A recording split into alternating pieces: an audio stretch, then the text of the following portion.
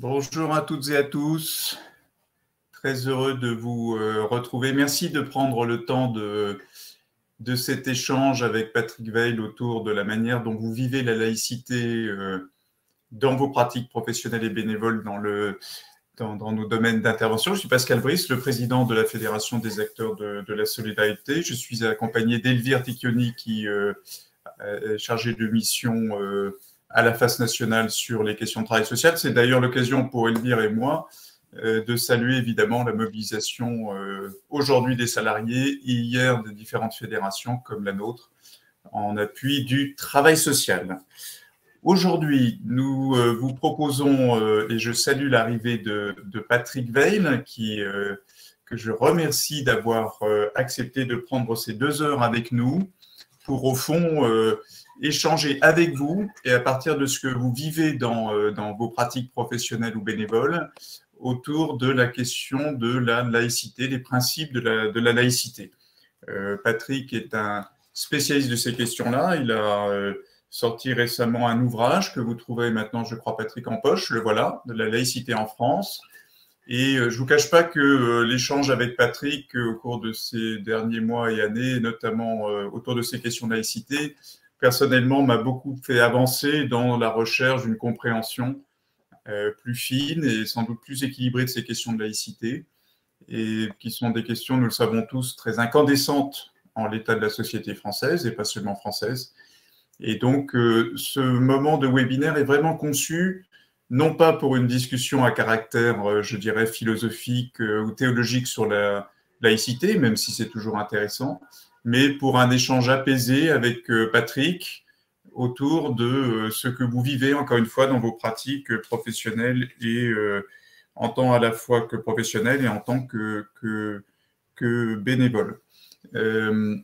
Nous allons donc écouter Patrick, introduire la discussion. Ce que je vous propose, si vous le voulez bien, c'est que vous puissiez sur le chat, pendant que Patrick interviendra, poser les questions que vous souhaitez lui poser sur les situations que vous vivez, que vous avez vécues sur ces questions de laïcité, que vous souhaiteriez lui soumettre. Voilà, Patrick. J'ai retrouvé un passage de ton ouvrage où tu signales que la majorité des Français attachés à la laïcité, craignant pour son avenir, sont souvent incapables de la définir. Alors, moi, je me suis longtemps rangé avant d'échanger avec toi dans cette catégorie. Je devine que nous sommes nombreux ici et donc heureux de t'accueillir et de t'écouter avant d'échanger avec toi. Merci beaucoup Pascal de cette invitation et à tous et à toutes de votre présence. Alors écoutez, moi j'étais un peu comme la majorité des Français, la laïcité, je ne sais même plus ce que voilà. Enfin, il y avait des choses sur lesquelles je croyais, j'avais des certitudes. Et puis il s'est passé que pendant des années j'ai été spécialiste des questions d'immigration, puis de nationalité.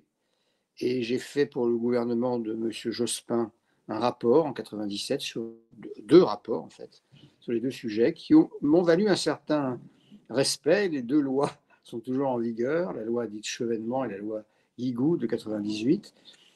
Et sur cette base-là, le président Chirac m'a demandé de rentrer dans la commission Stasi, cette commission qu'il avait créée, pour étudier l'adaptation du principe de laïcité à un nouveau paysage de la France, plus divers, religieusement, spirituellement, par rapport à ce qui existait en 1905. Et donc, j'ai participé à cette commission, nous étions 20, exactement, présidée par Bernard Stasi.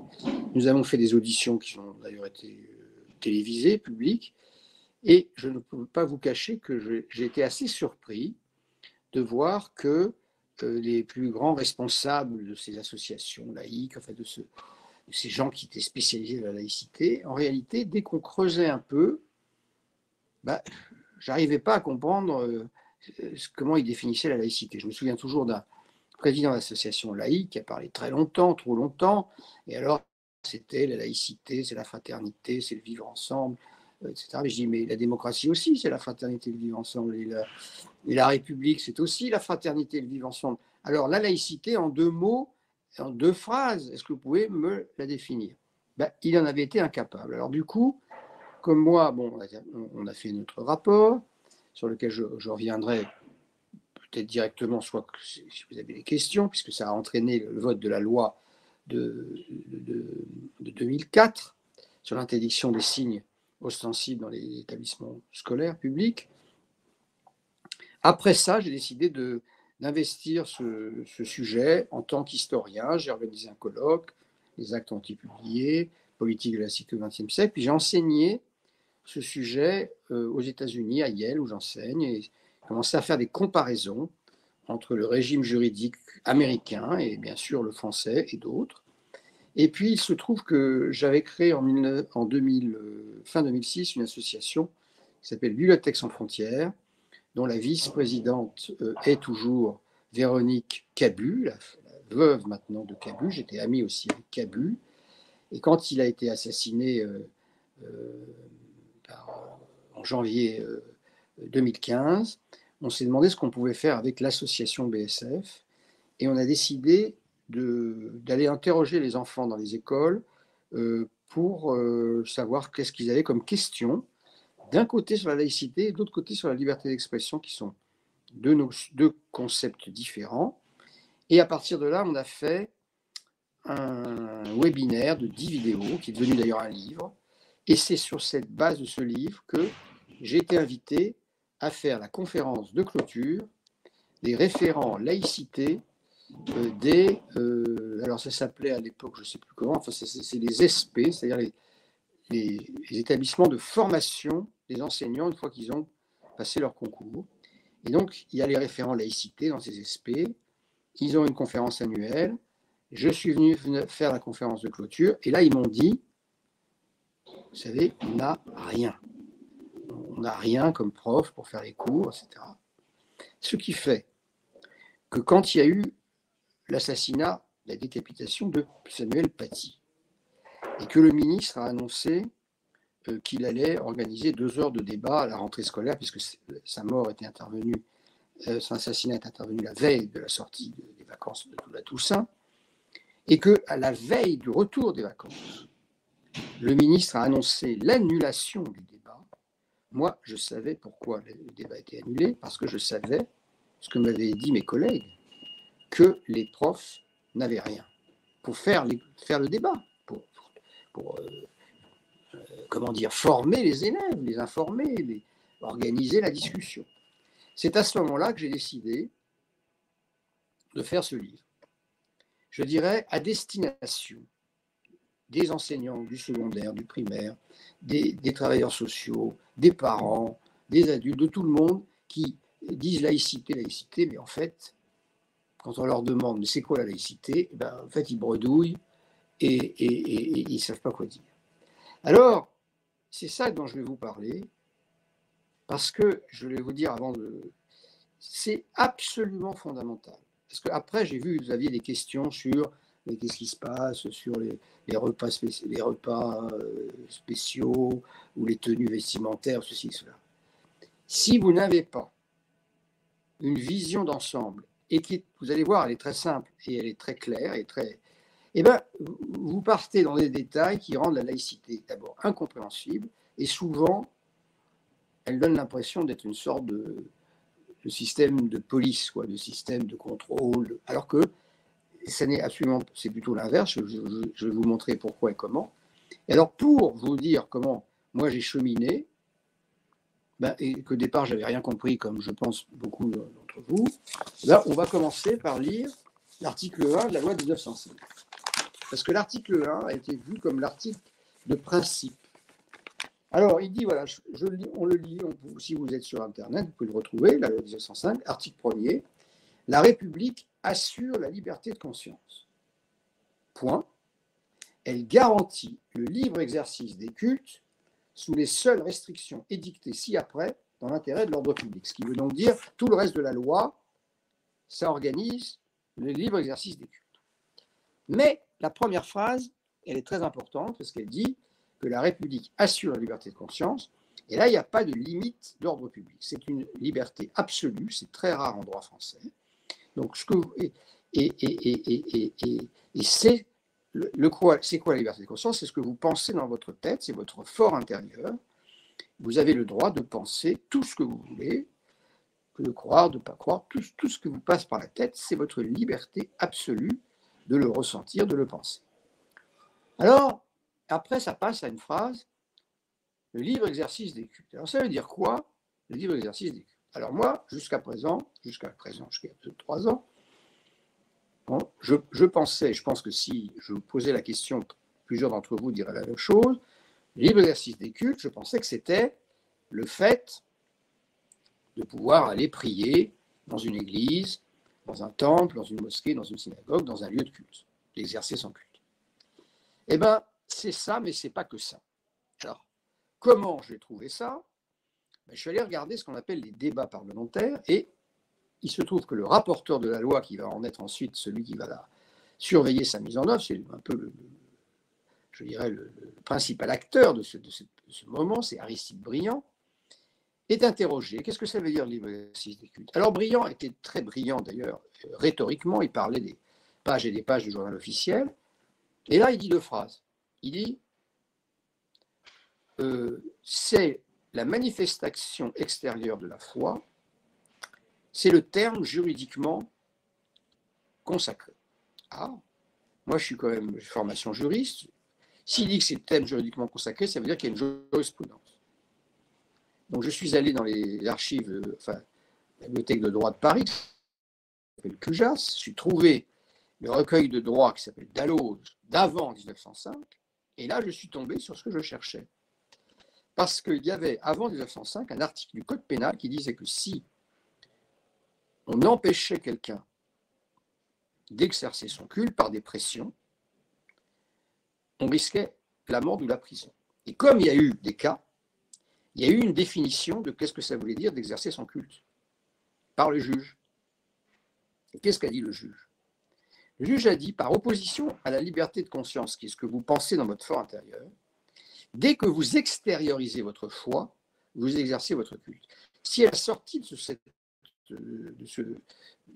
cette réunion entre nous, vous sortez dans la rue et que se voit un signe religieux, que vous ayez une croix qui se voit, une kippa, un voile, eh bien vous exercez votre culte. Dans la rue, vous manifestez extérieurement votre foi. Alors bien sûr, ça comprend aussi d'aller à l'église, à la synagogue, à la mosquée ou au temple. Mais l'extériorisation de la foi fait partie de l'exercice du culte. Et alors, ce qui est extraordinaire, c'est que cet article du Code pénal, il est devenu l'article 31 de la loi de 1905. Il a donc contribué à définir l'article 1 et il s'est retrouvé dans l'article 31 en disant toute personne qui exerce sur autrui une pression pour l'empêcher d'exercer son culte ou pour le forcer ou la forcer à exercer un culte est passible d'amende ou de prison. Ce qui veut dire que, pour résumer déjà la première phrase que vous pouvez répondre quand on vous dit c'est quoi la laïcité, à partir de cet article 1 et cet article 31 qui sont liés, vous pouvez dire la laïcité, c'est le droit de croire ou de ne pas croire sans pression. Si quelqu'un exerce une pression sur vous pour vous forcer à manifester une foi, cette personne, ou vous en empêchez, cette personne peut aller en prison. Et si vous-même vous exercez une pression, vous pouvez aller en prison. C'est ce que prévoit la loi. Alors ensuite, on arrive à l'article qui donne son titre à la loi. C'est l'article de la séparation. L'article qui dit la République ne reconnaît, ne salarie, ne subventionne plus aucun culte. En conséquence, seront supprimés des budgets de l'État toutes les dépenses relatives à l'exercice des cultes. Alors ça évoque le régime d'avant 1905, dont je dois vous dire quelques mots. Avant 1905, la France vivait sous un régime qu'on appelait le Concordat. Il y avait eu un traité signé entre Napoléon et le pape d'alors, qui faisait que le gouvernement français choisissait les évêques en quelque sorte, enfin, avait des listes de 3 noms pour chaque poste d'évêque, ensuite c'était le Vatican qui faisait un choix. Et puis ensuite, l'État français, c'est-à-dire les contribuables, payait l'entretien des églises, des curés, des prêtres, des évêques, des archevêques, des cardinaux. Et pour ensuite associer d'autres cultes à ce régime, un accord avait été signé avec les deux cultes protestants et le culte israélite, le consistoire qui gérait le culte, qui avait le monopole du culte qu'on appelait israélite. Donc ça, c'est ce qu'on appelait les religions reconnues. Alors le système faisait que quand vous apparteniez à une religion qui n'était pas reconnue, ben, vous n'aviez rien, vous étiez donc, comment dire, minoré, enfin, un citoyen de seconde zone par votre foi, et quand vous n'étiez pas croyant, pareil, parce que vous participiez au financement d'un culte que vous ne pratiquiez pas. Donc la loi de séparation donne la liberté, bien sûr, d'organisation de culte dans le cas d'associations cultuelles, mais supprime toutes les religions reconnues. L'État devient neutre par rapport à la religion, et ça c'est une rupture fondamentale, parce que dans toute l'histoire de France, il y avait un lien spirituel avec l'Église catholique. Ce lien est rompu, puisque l'État devient areligieux. Non pas anti-religieux, areligieux. Alors comment ça s'est fait? Ça s'est fait à la suite d'un incident diplomatique, parce que depuis la fin de l'Empire, avec la guerre, la perte de la guerre, la défaite de Sedan,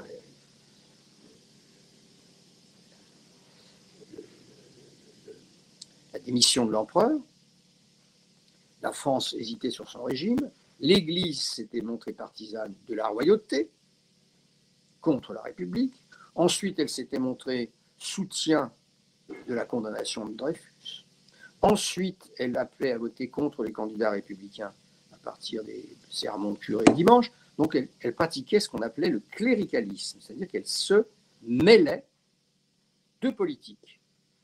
Et c'est dans cet esprit c'est un rejet du cléricalisme que la séparation était sur tous les programmes des candidats républicains aux élections. Mais c'était un peu comme d'autres sujets qu'on pourrait évoquer ensemble, qui sont sur les programmes de certains partis sur toutes les élections et qui ne sont jamais mis en œuvre.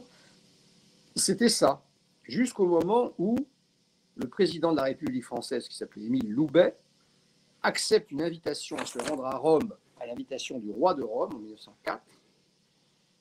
Et le pape avait interdit, puisqu'il ne reconnaissait pas l'autorité du roi de Rome sur le territoire anciennement du Vatican, il avait interdit aux souverains catholiques d'Europe de se rendre à Rome. Le président français y va quand même, et à son retour, il y a une missive qui est envoyée à tous les souverains catholiques d'Europe pour dénoncer le président français, qui en tant que catholique devrait obéir au pape, d'autant plus que la France, fille aînée de l'Église, est soutenue dans ses intérêts par les établissements chrétiens du Liban, etc., etc. Cette lettre est fuitée par le prince de Monaco à Jean Jaurès, patron du Parti socialiste et directeur de l'Humanité. Jaurès l'a publié dans l'Humanité, et là, ça fait une conflagration. Et la commission qui travaillait sur la séparation, mais alors le jour, la séparation au Parlement. Et là, il y a tout un travail absolument d'orfèvrerie qui est fait par Briand, de telle façon que les non-croyants, bien sûr, sont respectés, mais l'Église catholique est rassurée par le fait que l'article 4 de la loi respecte son mode d'organisation, puisque les associations cultuelles sont des associations locales et que l'Église catholique est organisée de façon hiérarchique. L'article 4 lui garantit le respect de cette organisation hiérarchique. Et il y a eu un débat aussi sur je dirais implicitement sur l'islam, puisque la question s'est posée de savoir si l'Algérie devait être incluse dans la loi, et le Parlement décide d'inclure dans la loi l'Algérie, qui était 3 départements français, 3 millions de musulmans. La loi a une dimension immédiatement universelle, contrairement à ce que certains disent aujourd'hui. Elle s'appliquait, en tout cas en théorie, le Parlement souhaitait qu'elle s'applique à toutes les religions, et d'ailleurs, en pratique, elle est plus adaptée à des religions comme le protestantisme, le judaïsme ou l'islam, qui n'ont pas d'hiérarchie officielle, et moins adaptée à l'Église, et c'est d'ailleurs pour cela que la surprise générale, Clémenceau dira tout était prévu sauf ce qui est arrivé, le pape appelle à rejeter la loi de 1905, appelle les catholiques français à rejeter la loi. Et à ce moment-là, il y a des incidents dans les opérations d'inventaire des biens d'église qu'il faut transférer aux nouvelles associations cultuelles. Il y a 2 morts, le gouvernement tombe, et entre le gouvernement comme ministre des cultes et de l'instruction publique, Aristide Briand, et il arrive avec Clémenceau, ministre de l'Intérieur, en mars 1906, et en octobre, Clémenceau devient président du Conseil. Et on présente souvent le président du Conseil Clémenceau de 1906 comme le briseur de grève, le créateur des brigades du Tigre, tout ça, ce qui est vrai. Mais en fait, on ne mentionne pas qu'il est arrivé avec Briand pour essayer de sortir la France du risque de guerre civile. Car le pape avait écrit à des architectes, n'oubliez pas que nous sommes nés pour le combat. Certains évêques avaient dit, la guerre civile ne nous fait pas peur. Et donc, la première chose que déclare Clémenceau, c'est de dire qu'aucune vie humaine ne vaut un chandelier. Et donc, dès qu'il y a des risques d'incident, les inventaires seront arrêtés. Tout se calme à ce moment-là, jusqu'au jour où, en août suivant, 1906, le pape annonce qu'il interdit aux évêques de s'inscrire dans le cadre de la loi de 1905 dans les associations cultuelles qu'ils avaient approuvées en réalité dans la négociation avec Briand, les évêques de France. Bon, ils obéissent au pape. C'est une grave crise qui s'annonce. Briand et Clémenceau envisagent un projet de loi de déchéance de la nationalité des évêques de France pour obéissance à une puissance étrangère. Mais ils vont suivre le conseil de l'archevêché d'Albi qui leur disent le pape est un réactionnaire qui attend que ça, que les catholiques soient transformés en martyrs. Il faut tourner le pape. Aujourd'hui, on dirait contourner. Et comment contourner le pape? Eh bien, c'est en laissant tranquille la grande masse des catholiques et des curés qui ne demandent qu'à prier dans leur église et à ne s'attaquer qu'aux ecclésiastiques, on dirait aujourd'hui radicalisés. Et c'est ce qui va se passer, c'est-à-dire que comme ils ne sont pas rentrés dans l'association cultuelle, les messes deviennent des réunions publiques, comme normal, et à l'époque, pour une réunion publique, il faut une autorisation, il faut une déclaration d'autorisation préalable, et toutes les messes deviennent illégales, et les amendes pleuvent sur les curés pour réunion illégale, jusqu'à ce que le Parlement, sous proposition de Briand et de Clémenceau, déclare toutes les réunions libres, plus besoin de déclaration, plus besoin d'autorisation. C'est à la crise avec le pape qu'on doit notre liberté de réunion, en tout cas qu'elle soit intervenue en 1907. Et la deuxième problème, c'est est-ce que les curés peuvent se réunir dans leurs églises et faire leur messe, même s'ils n'ont pas adhéré aux associations cultuelles. Et là encore, on fait passer une autre loi qui dit qu'ils peuvent se réunir, il n'y a aucun problème. Donc, de nouveau, tout se calme jusqu'au jour où le pape trouve un nouveau terrain d'affrontement avec la relance de la querelle sur l'école. Alors là, il se produit la chose suivante, c'est que début 1907, un père de famille porte plainte contre un instituteur laïque de la Côte d'Or qui a tenu devant une classe mixte, ça c'est l'horreur totale pour le Vatican de l'époque, les propos suivants. Ceux qui croient en Dieu sont des imbéciles, il ne faut pas se confesser auprès du curé, mais auprès de ceux à qui vous avez fait du tort. Le bon Dieu, c'est un porte-monnaie bien garni. Alors, il y a toute une bataille de savoir quel est le tribunal compétent. Finalement, le instituteur est condamné. Le ministre de l'Éducation nationale prépare un projet de loi pour protéger les instituteurs dans leurs propos tenus en salle de classe. Et le pape réunit des cardinaux et archevêques proches de lui et le 20 septembre 1908 fait lire une lettre dans toutes les églises de France à la veille de la rentrée scolaire pour dire aux parents catholiques, vous surveillerez l'école publique et éventuellement, si elle devenait un péril pour la foi de vos enfants, vous leur interdirez l'accès. Et un an plus tard, le 14 septembre 1909, la nouvelle lettre publique est beaucoup plus radicale. Elle invite les parents à ne plus mettre leurs enfants à l'école publique. Et ensuite, elle met à l'index 4 manuels d'histoire, dont écrit par le grand historien de la Révolution française, Aulard.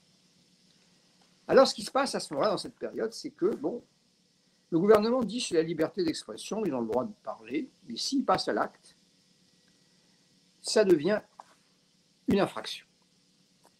Et pourquoi ça devient une infraction? Parce que je vous ai mentionné tout à l'heure comment il y a un lien entre l'article 1 et l'article 31. C'est-à-dire qu'il y a la proclamation de la liberté de conscience ou de la liberté de culte, mais s'il n'y avait pas une pénalisation de sa violation, ben cette proclamation servirait, ce serait du pipeau.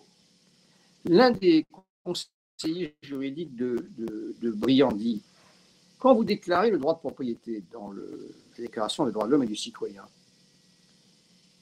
ben, c'est bien de le proclamer, enfin c'est bien, on ne peut pas aimer, mais enfin c'est proclamé.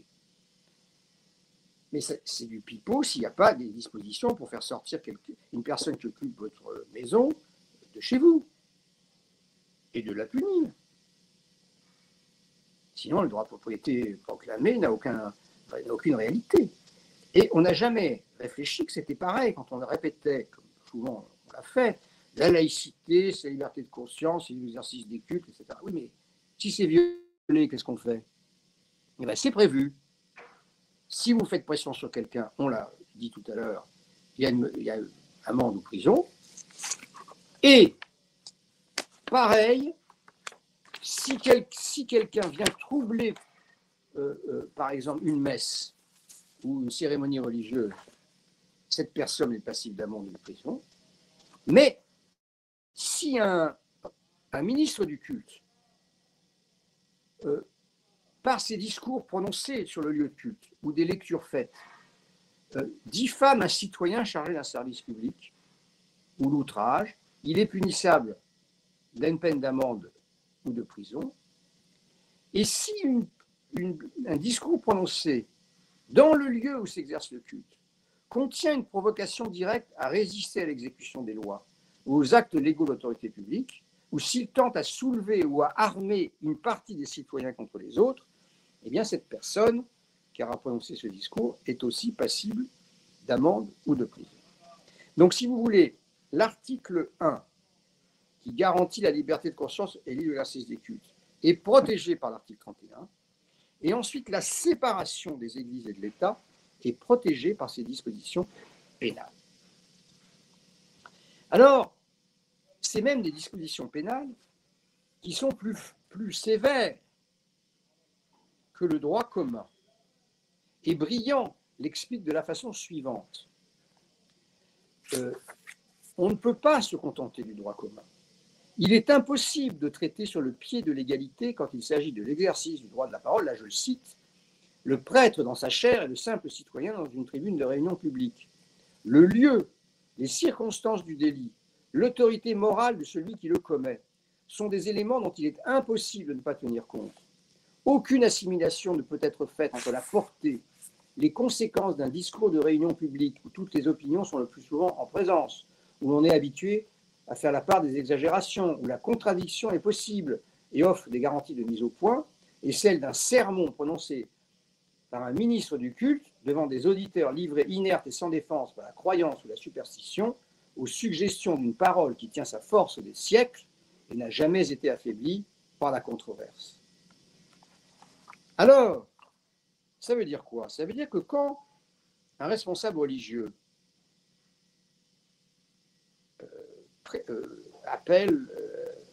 fait pression ou appelle ses co-religionnaires à des actes contre d'autres citoyens, il a une force d'impact, force morale, force tenue du fait qu'il est patron, enfin il est représentant de Dieu, en tout cas il représente la parole divine, qui fait qu'il a une responsabilité morale et du coup pénale supérieure à celui d'un citoyen s'exprimant dans un cadre, je dirais, politique classique. Alors, sur la base de ces articles, Briand et Clémenceau engagent des poursuites contre des centaines de curés, d'évêques, de cardinaux qui avaient menacé les enfants dans leurs églises, dans les sermons, de les priver de première communion s'ils étudiaient dans certains livres d'histoire à l'école, et menaçaient les parents que si leurs enfants étudiaient dans ces livres, eh bien, eux seraient privés des sacrements, de la confession, des autres sacrements. Et là, c'est une violation directe de l'article 35, parce que c'est une provocation directe à résister aux actes légaux de l'autorité publique. Ces manuels scolaires étaient officiellement dans les programmes de l'école, donc c'est un acte légal de l'autorité publique, et donc une incitation à ne pas respecter ces programmes, à les violer, était passible d'amende ou de prison. Alors, à ce moment-là, il va y avoir des dizaines de condamnations. Un cardinal, 2 évêques sont condamnés à l'amende, qu'ils ne payent pas, leurs biens sont confisqués, et ils perdent leur, s'ils ont la moindre condamnation avec sursis, ils perdent leur retraite, puisqu'ils avaient droit à la retraite, puisqu'ils étaient fonctionnaires avant 1905. Et je dirais, toute cette réaction devant les tribunaux du gouvernement calme, je dirais, ces ecclésiastiques radicalisés. À partir de 1912, il y a beaucoup moins de cas. Et en 1914, il y a l'union sacrée et on oublie toute cette tension qui était presque, qui aurait pu aboutir à la guerre civile. Et en 1923, l'Église catholique, le Vatican signe un accord avec le gouvernement français sur la base de la création d'associations diocésaines qui s'inscrit dans le cadre de la loi 1905 et qui, depuis, gère le statut, organise le statut des, je dirais, des catholiques dans l'ensemble des évêchés. Alors, ce qui est très intéressant, c'est que ces dispositions, elles ont été appliquées entre 1906 et 1914, massivement, mais lorsque les gouvernements se sont retrouvés depuis une trentaine d'années face à des situations de pression, d'appel à la violence, etc., ils n'ont jamais, je dis bien jamais, utilisé ces articles. Ils ont au contraire, on l'a vu encore il n'y a pas longtemps, fait des projets de loi et des lois dans l'ignorance de ces articles. Pour vous montrer, je dirais, le caractère presque scandaleux de cette ignorance, après l'assassinat de Paty, on a découvert que l'imam de la mosquée de Pantin avait posté sur le site de la mosquée la vidéo qui a probablement contribué à son assassinat. Eh bien, on a fermé la mosquée et l'imam n'a pas été poursuivi. Il était évidemment passible de poursuite au titre de l'article 35, puisqu'il avait affiché publiquement dans le lieu où s'exerce un culte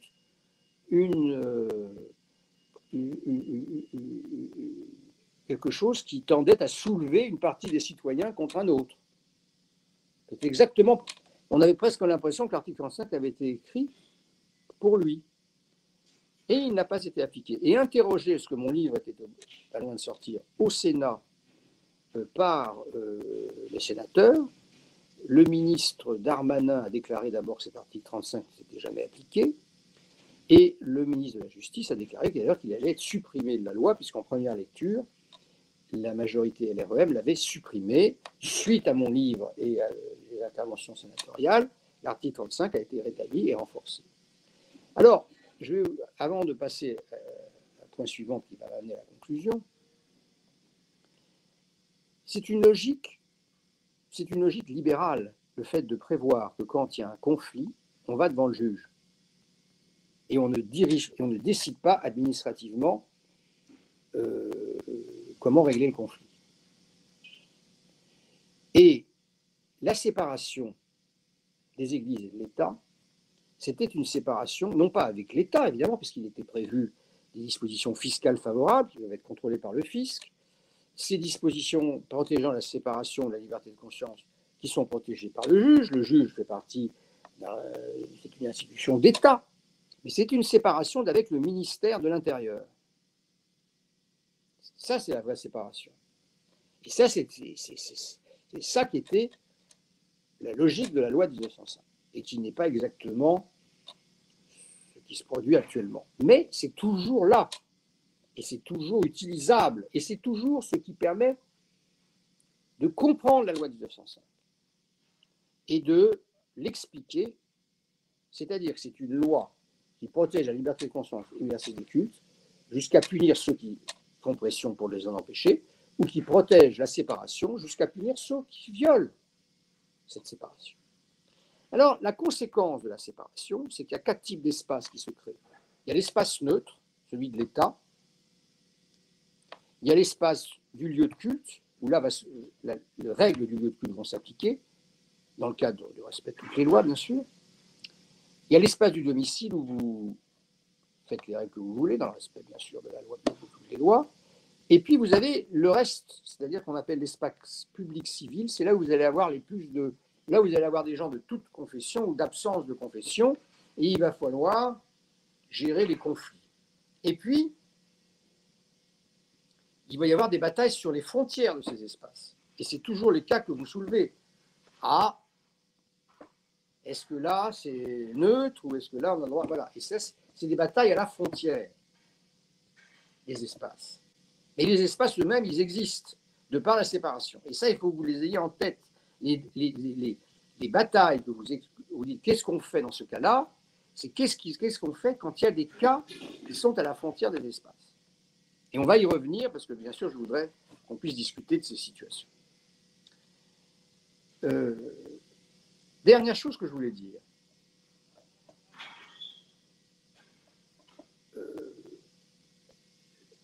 La laïcité, c'est aussi bien sûr le droit de ne pas croire. Mais si vous avez été élevé dans la religion, qui vous a donné un lieu de fraternité, de sociabilité, pour quitter, si vous vous mettez à douter de votre foi, il faut que vous vous sentiez à l'aise dans un autre espace. Et quel est cet autre espace quand on est d'une république? C'est l'espace de la République et de la citoyenneté. Celui que vous représentez d'ailleurs, quelque part, en partie, avec d'autres, je dirais, d'autres fonctionnaires que sont, je ne sais pas si vous êtes tous fonctionnaires, mais des gens qui sont dans le service public, que sont les enseignants. Or, comment a-t-on traité ces enfants venus de l'immigration coloniale? Alors d'abord, on a mis en place des enseignements de langue d'origine parce qu'on voulait préparer leur éventuel départ avec leurs parents, auquel on faisait des politiques de retour volontaire ou forcé. Ça, c'était sous Giscard. Une fois que leur installation s'est retrouvée affirmée, on a maintenu pendant des années ces cours qui les faisaient séparer des autres enfants. Et puis on s'est dit finalement ils vont rester. Et qu'est-ce qu'on s'est mis à dire? Ah ben on va enseigner le fait religieux. Alors moi je fais partie d'une génération où on n'a pas cru bon qu'il fallait m'enseigner le fait religieux. Je pense que Pascal pareil. Et on n'est pas de mauvais citoyens pour autant. Parlons franchement, c'est parce qu'il y avait des enfants de culture musulmane qu'on a décidé d'enseigner le fait religieux. Au lieu d'enseigner mieux et plus la part de l'histoire de France qui faisait qu'ils étaient devenus ou en train de devenir des citoyens français, c'est-à-dire l'histoire de la colonisation, d'abord des colonies à esclaves, puis après des colonies où la discrimination était la règle, et ensuite la décolonisation, et ensuite la politique d'immigration, et qui aurait d'ailleurs aussi informé ceux qui ne font pas directement partie de cette histoire. Mais comme c'est trop, c'est pas politiquement plus difficile, on a préféré mettre en programme prioritaire l'histoire du fait religieux, qui est extrêmement difficile à enseigner pour les enseignants, parce qu'il se mêle de quelque chose qui appartient, je dirais, au domaine presque familial. Voilà. Et la frontière, oui, elle existe, mais elle n'est pas facile, elle n'est pas aisée pour l'enseigner. Donc moi, je fais cette première remarque. La deuxième remarque que je voudrais faire, pour conclure, c'est la différence fondamentale qu'il y a, même si on les associe un peu, toujours, entre la laïcité et la liberté d'expression. Alors il y a un point commun entre les deux régimes, c'est qu'il y a une rupture avec un régime qui était sous l'emprise de l'Église catholique. Mais pas du tout pour instituer le même type de régime. La liberté d'expression, elle est inscrite dans la Déclaration des droits de l'homme et du citoyen en raison d'une simple et terrible affaire qui a marqué les Français pour des générations. C'est l'affaire du chevalier de la Barre, du jeune chevalier de la Barre qui a été condamné à la décapitation à 19 ans, après avoir été torturé, ses membres brisés, son corps mis dans un bûcher avec le dictionnaire philosophique de Voltaire accroché par une épée, pour ne s'être pas, pour avoir peut-être vomi dans un cimetière devant une croix, ou ne s'être pas découvert devant une procession. L'évêque avait demandé sa grâce et le roi l'avait refusé. Dès 1789, dans la Déclaration des droits de l'homme, la liberté d'opinion, y compris religieuse, est proclamée. Le délit de blasphème est abrogé, dès 1794. Et en 1807, le grand juriste de la Révolution, dans son dictionnaire de jurisprudence, dit « La France tremble encore du martyre imposé aux chevaliers de la Barre ». Si vous avez envie de lire un texte bouleversant, vous lisez, vous tapez sur Google ou sur un moteur de recherche le discours de Victor Hugo à l'occasion du 100e anniversaire de la mort de Voltaire. Et vous tapez Chevalier de la Barre. Et vous allez lire, ça a marqué des générations. Et c'est comme ça qu'il faut expliquer à nos enfants l'attachement irréductible d'une partie des Français à la liberté de critiquer, de se moquer de la religion. Ça fait partie d'une histoire, cette histoire-là. Et c'est un moment de schisme chez les catholiques. C'est un moment extrêmement important. Mais la liberté d'expression, elle est organisée autour du principe du droit à l'irrespect. Alors que la laïcité est organisée, comme on l'a vu tout à l'heure, jusqu'à présent, autour de l'organisation du respect de chaque option. Et c'est là-dessus que je voudrais conclure. Vous savez comme moi, enfin, on ne sait pas comment on l'a appris, mais vous êtes particulièrement impliqués dans ce genre d'action, que nous, en France, on assiste une personne en danger. On intervient quand quelqu'un tombe dans la rue pour aider cette personne. On appelle les pompiers, la police, le SAMU. On intervient. On ne sait plus, mais on ne sait plus qu'en fait, ça vient du code pénal. Qui punit la non-assistance à personne en danger. Quelque chose que vous ne trouvez pas dans le code pénal américain. Ça fait partie de notre éthique. C'est devenu une éthique. Eh bien, il me semble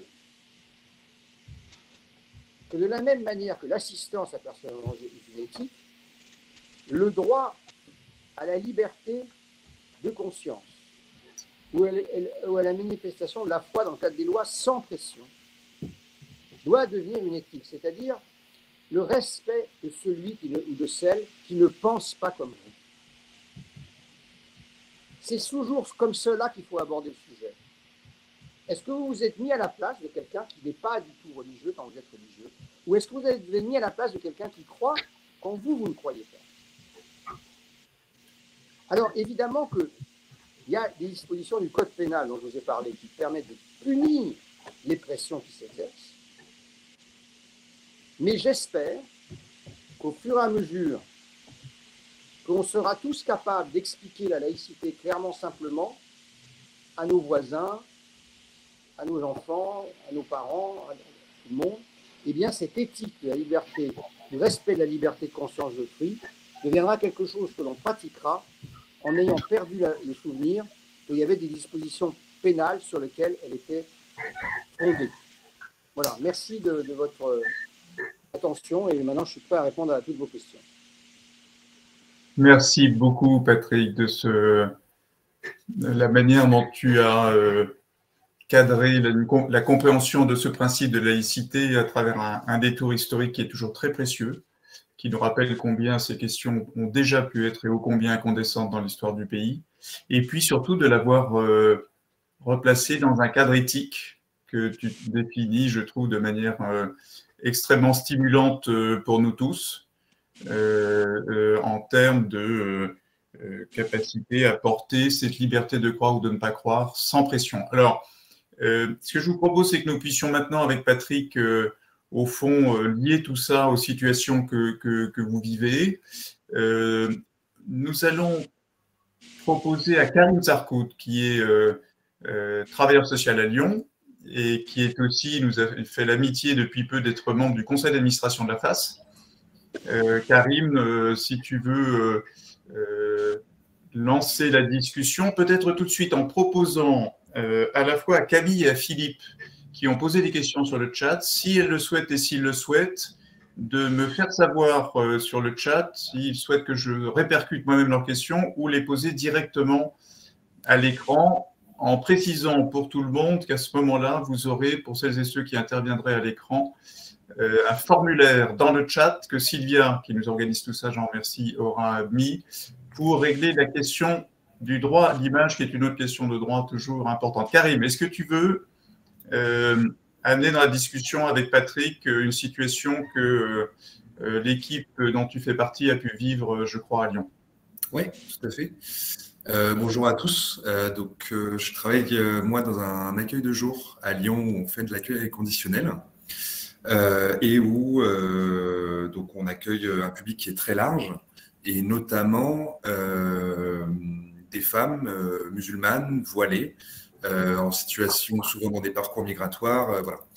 Je dois rappeler par ailleurs avant de raconter ce qui s'était passé, on avait eu quelques temps avant en fait une embauche d'une dame qui s'était présentée qui portait le voile et à qui on avait signifié du coup qu'elle devrait retirer son voile pour pouvoir devenir travailleuse sociale au sein de l'établissement.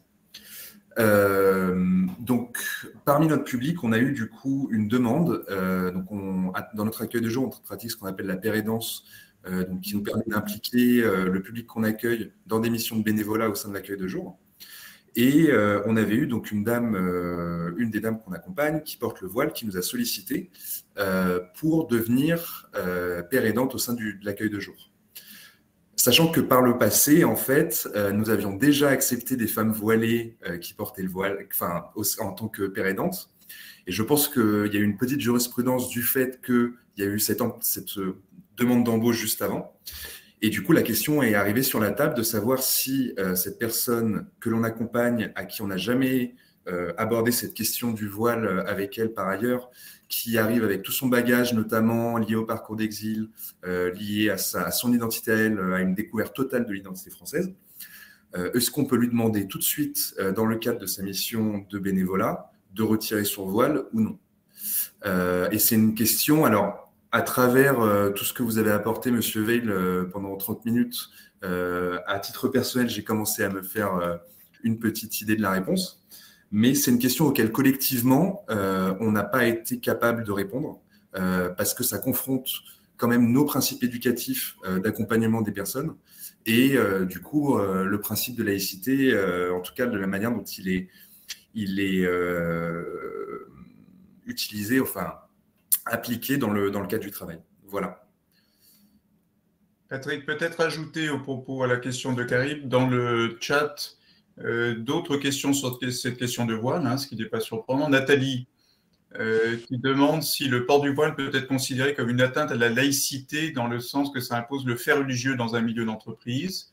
Et puis Cécile qui décrit une situation dans le maraîchage où une personne également a tenu à porter notamment le voile et ça s'est conclu par un arrêt de maladie, détresse psychologique. Nous sommes très interrogatifs pour gérer ce type de situation. Comment avancer sans faire de blocage? Bon, alors, moi, je ne vais pas vous répondre sur les cas particuliers parce que d'abord, ce n'est pas ma spécialité. Je vais vous répondre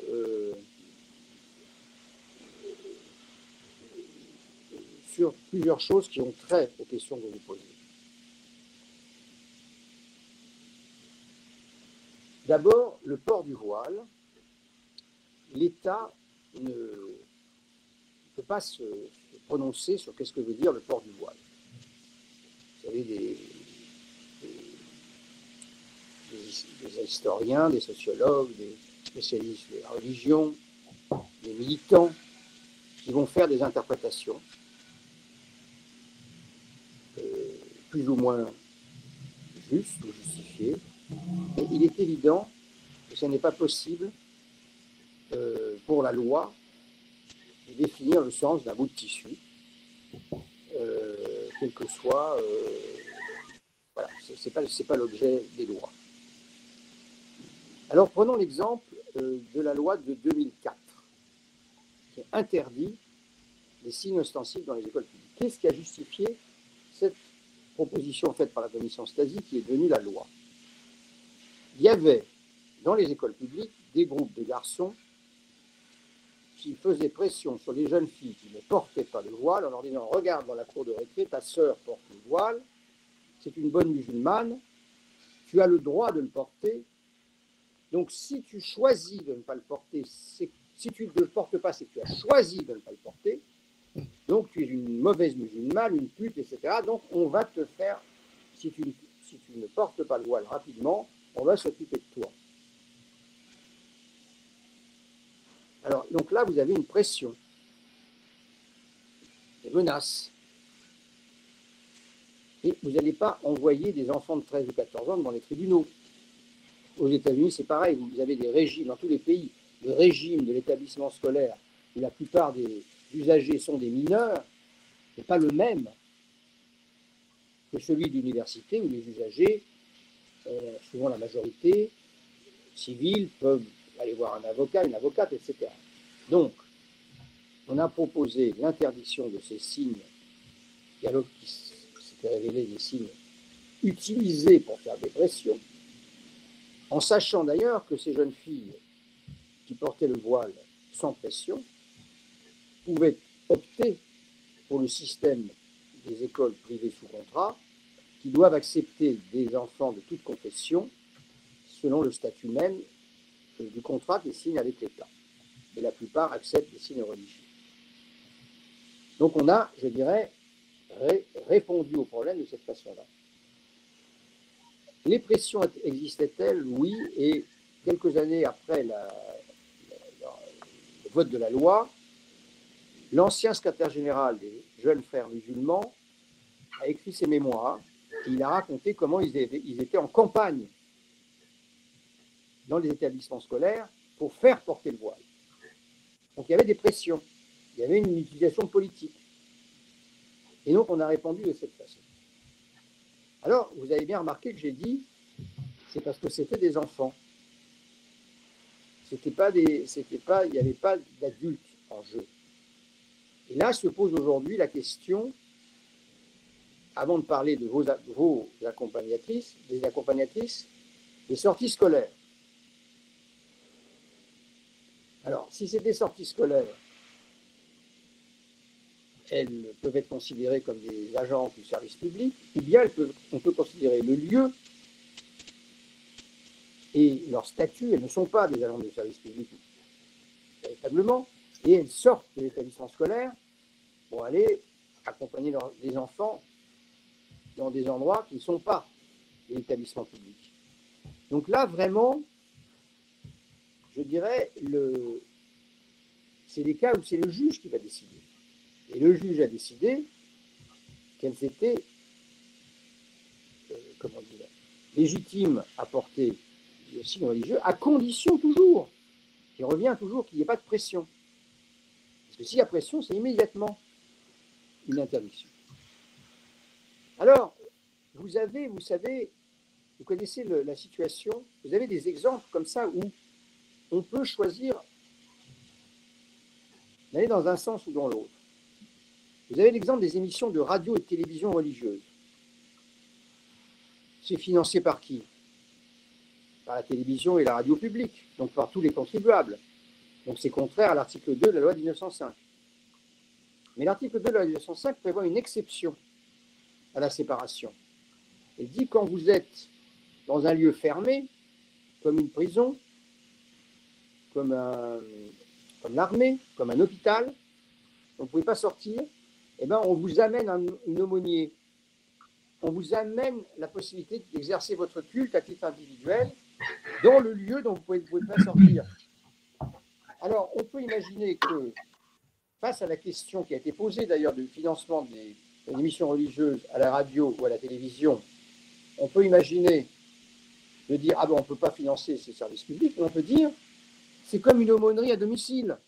C'est pour des personnes âgées, c'est pour des personnes handicapées, c'est pour des personnes malades qui ne peuvent pas sortir pour aller au lieu de culte, et on applique l'esprit de l'exception de l'article 2 de la loi de 1905.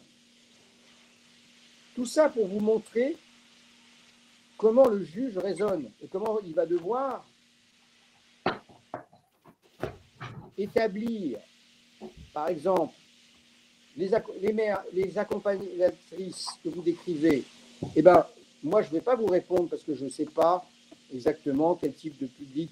Je ne connais pas les détails de vos fonctions, mais le juge va utiliser des choses, des situations de proximité, des situations pour prendre des décisions. Et parfois, il peut, par exemple, pour les cantines scolaires, dire à la fois ne pas prévoir de repas alternatifs, c'est conforme à la laïcité, mais prévoir des repas alternatifs qui respectent les interdits religieux, c'est aussi conforme à la laïcité. Voilà. Une question, Patrick, qui prolonge ton propos sur ce que tu entends. C'est Camille qui pose cette question-là, par pression. Et moi, Oui. j'ai envie d'y ajouter une question de ma part, qui est qu'au fond, lorsque nos collègues et amis, travailleurs sociaux, intervenants sociaux, bénévoles, sont confrontés dans leur activité à des pressions, soit contre elles-mêmes, soit contre des personnes qui sont dans les lieux où ils interviennent, des pressions pour croire ou à l'inverse pour empêcher de croire et exercer la liberté de culte. Au fond, qu'est-ce qu'elle peut faire? Quels sont les recours qui sont à leur disposition pour agir dans ce cas-là? Alors, d'abord, il y a une différence, c'est soulevé par l'un des questions sur le chat, entre le prosélytisme et la pression. Oui. Vous avez le droit de dire ma religion est la meilleure, mon Dieu est le plus extraordinaire, rejoignez-moi. C'est pas pareil que de dire si tu ne me rejoins pas, je vais t'empêcher de trouver un emploi, je te prendrai dans un coin à la sortie de l'établissement et tu verras ce qui va t'arriver. Ça, c'est des pressions. Des menaces, c'est des crimes. Alors ça, c'est l'article 31 de la loi. Alors je dirais que pour moi, la première action, c'est la prévention. C'est pour ça qu'il faut que vous soyez informés de cela. Et si vous dites à l'avance, attention, toute pression peut vous emmener en prison, parfois ça suffit. Donc déjà, de dire, tu sais que je vais te lire l'article 31 de la loi de 1905, fais attention. Pour l'instant, je ne saisis pas le procureur, mais tu t'arrêtes là. Sinon, je vais au procureur. C'est ça qu'il faut faire, c'est aller au procureur. Pas aller au préfet. Allez saisir le procureur. Mais avant de saisir le procureur, il faut avoir une bonne discussion. Dire, tu sais que les pressions sont interdites par la loi, c'est pénalement répréhensible, tu peux aller en prison, donc je te demande de t'arrêter. Très bien. On va voir si... je me sens que c'est un aspect important, donc voyons peut-être dans le chat si ça fait réagir les collègues présents. Philippe, qui d'ailleurs est celui qui, comme toi, s'interrogeait sur le lien entre pression et prosélytisme, amène une autre situation qui est celle d'une jeune Afghane qui était systématiquement en retard à l'école parce que sa famille invoquait la prière auparavant. Et tout ça fait l'objet d'une discussion à la fois avec la famille, le directeur de l'école, les responsables du CADA. Il s'agit d'une jeune Afghane qui était en CADA, situation assez fréquente. Qu'est-ce que ça t'inspire, ça, comme type de situation, toujours dans la démarche qui est celle que tu développes? Au fond, quels sont les réflexes un peu de base qu'il est bon d'avoir dans une situation de cette nature? Là, c'est pareil, c'est-à-dire que l'obligation scolaire est légale. Les parents violent la loi en empêchant leurs enfants de respecter une obligation scolaire. Voilà, on s'en fout de savoir que ils peuvent faire leur prière avant l'heure de l'école. Hein, il n'y a pas de... Voilà, ils font la prière avant. L'heure de l'école, c'est pour tout le monde. là aussi, les articles 31 à 35 permettent éventuellement de saisir le procureur. C'est une pression pour l'obligation à exercer un culte. Très bien. Redouane. L'article 31 est un article absolu. Vous savez que, pour vous montrer l'ignorance du gouvernement, au moment de la loi Blanquer, qui est de 2019, il y a eu un amendement sénatorial pour inscrire la pénalisation des pressions dans le cadre de l'enceinte scolaire dans la loi. Sauf qu'ils ont fait une pénalisation plus faible que celle de l'article 31 qui s'applique sur tout le territoire, y compris dans l'enceinte scolaire. Parce qu'ils ne connaissaient pas l'article 31. Donc aujourd'hui, un article, je ne sais plus combien, de la loi du Blanquer ou du Code de l'éducation, qui prévoit une pénalisation des pressions dans l'enceinte scolaire qui est moins forte que celle qui est prévue pour l'ensemble des lieux dans l'article 31.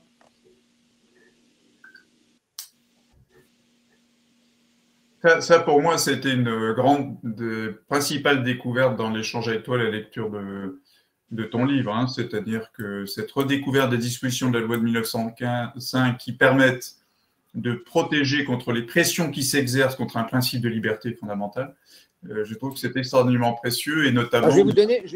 Oui, vas-y, Pascal. Non, je t'en prie, Patrick. Je voulais vous donner deux exemples opposés pour l'enceinte scolaire. Très bien. Vous avez un cas qui m'a été soulevé. Cantine scolaire, une maman, collaboratrice du service public, qui à un moment s'adresse à un jeune dans le cantine et dit « Toi, tu n'as pas le droit de manger du porc. » Alors là, la réaction, c'est « Dehors, madame, vous n'avez pas le droit, ça, c'est les pressions. C'est une pression pour exercer un culte. Cette personne ne peut plus faire partie du service de la cantine. »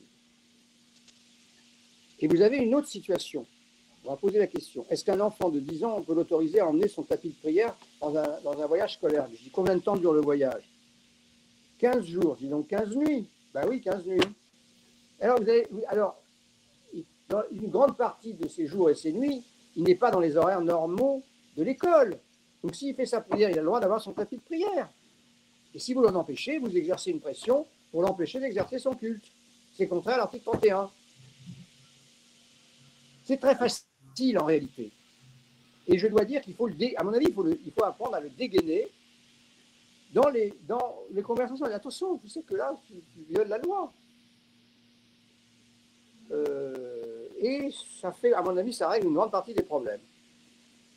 Enfin, ça règle, si les gens se disent « Ah merde, je peux aller en prison pour ça, j'arrête ». Je trouve que ces deux exemples sont remarquables parce qu'ils permettent de montrer combien cette loi et ce cadre juridique permettent à la fois de défendre mordicus la liberté d'exercice du culte et de croyance et la liberté de ne pas croire et de s'opposer aux pressions qui s'exercent. Donc je pense qu'effectivement, je ne sais pas ce qu'en pensent les uns et les autres qui pourront le dire sur le chat, mais je trouve que ça donne déjà…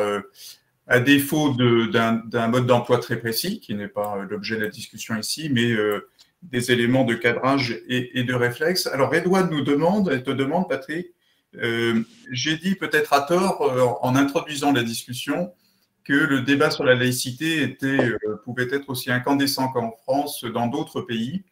Est-ce que c'est l'occasion pour toi de nous dire un peu comment ce type de débat est vécu? Alors, par exemple, aux États-Unis, où tu enseignes, que tu connais très bien, dans d'autres pays européens? Aux États-Unis, vous avez vu la dernière décision de la Cour suprême sur l'interdiction, sur l'abolition du droit à l'avortement au niveau fédéral. Je veux dire que quand on est là à dire chez nous c'est terrible, c'est incandescent, mais c'est tout à fait beaucoup plus petit qu'aux États-Unis. Aux États-Unis, il y a des cas tous les ans dans la Cour suprême. Tous les ans. Là, il y a 3 ans, il y avait le cas. Alors, vous savez que, par exemple, les entreprises aux États-Unis ne sont pas obligées de payer les cotisations sociales dans les États où l'avortement est autorisé ou la contraception pour les dépenses d'avortement et de contraception. Et si vous dites « je suis un chrétien », vous ne payez pas les cotisations patronales. Bon. Vous avez le cas de pâtissiers qui refusent, parce que leur croyance religieuse, de faire des gâteaux de mariage pour des couples homosexuels. Alors Alors là, ils ont voté. Enfin, vous avez tous les ans, tous les 6 mois, vous avez un cas à la Cour suprême. Ça va à la Cour suprême. Bon. Donc, en fait, le droit américain est très proche du nôtre parce que c'est un pays laïque, les États-Unis. Laïque en ce sens qu'il y a une séparation de l'État. Il n'y a pas. Alors, c'est pas au même endroit qu'il y a une attention particulière à la séparation. Chez nous, on est très attentif parce qu'il n'y a pas de prière au Parlement. On ne jure pas sur la Bible au moment de la prestation de serment du président. Il n'y a pas de cérémonie religieuse dans l'établissement public, etc. Chez eux, c'est le dollar. Il ne peut pas y avoir $1 qui aille à un établissement religieux. Si vous apprenez qu'$1 va de l'État fédéral à un truc religieux, vous avez le droit de n'importe quel endroit des États-Unis d'aller devant la Cour suprême. Alors ça, et si vous violez la séparation, qu'est-ce que vous faites? Quelle est la punition? Ce n'est pas l'amende ou la prison, c'est la perte du statut fiscal. C'est très intéressant. Voilà, donc il y a... Alors, ce qui fait la différence, ce n'est pas le droit, c'est le contexte politique, historique. Aux États-Unis, dans le triangle entre l'individu, le groupe et l'État, les États-Unis ont été constitués par des groupes de dissidents religieux qui fuyaient l'État anglican où il y avait une religion officielle. Bon, donc, quand il y a un conflit, donc ils ont toujours le sentiment que le groupe religieux protège l'individu de l'intrusion de l'État. Alors que chez nous, eu égard à notre histoire avec l'Église catholique, l'État apparaît toujours comme le protecteur de l'individu contre l'intrusion du groupe religieux. Donc, quand il y a un conflit, qu'on cherche des références, on va avoir tendance, en France, à dire il y a une pression religieuse, et aux États-Unis, il y a une intrusion de l'État. Voilà. Ce n'est pas toujours le cas, mais c'est comme ça que ça réagit politiquement. Karim, je crois que tu réagissais dans la discussion. Tu veux nous en faire part oralement?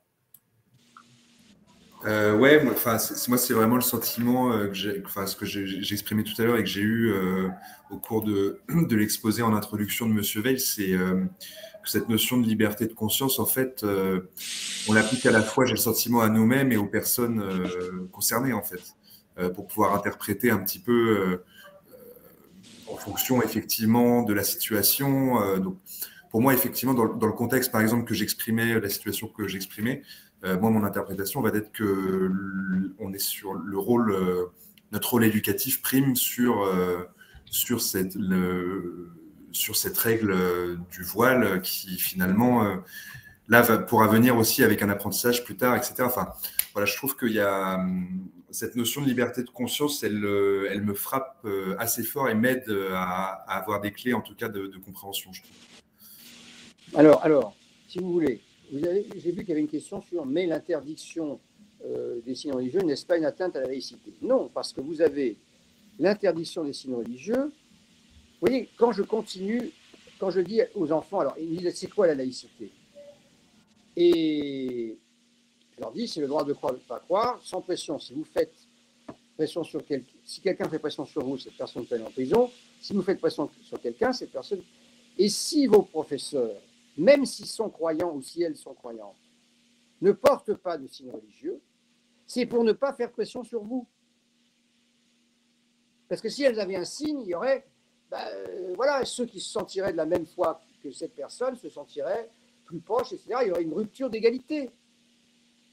Donc, en tant que participation au service public, il y a cette idée de neutralité comme garantie de ne pas créer des connivences particulières ou des rejets particuliers avec la responsable du service public avec qui vous allez être en interaction.